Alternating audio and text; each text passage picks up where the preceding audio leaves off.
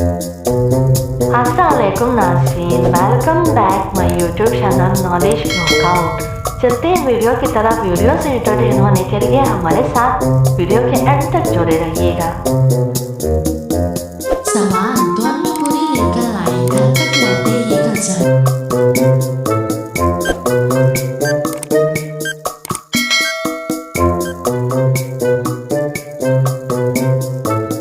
जवाब है बर्फ।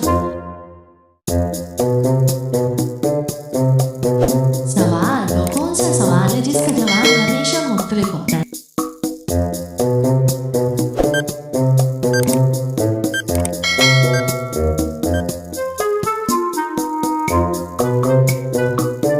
जवाब है अभी क्या वक्त हुआ है।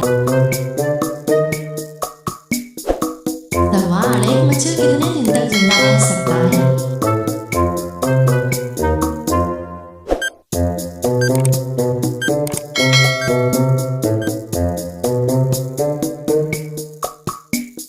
जवाब है 7 दिन तक।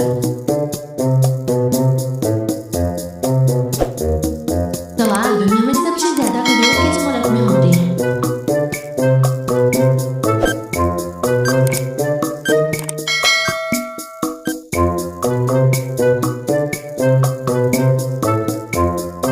जवाब है मिस्र में।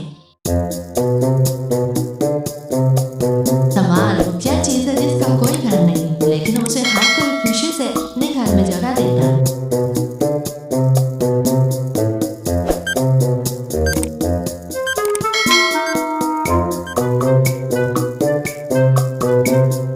जवाब है पैसा।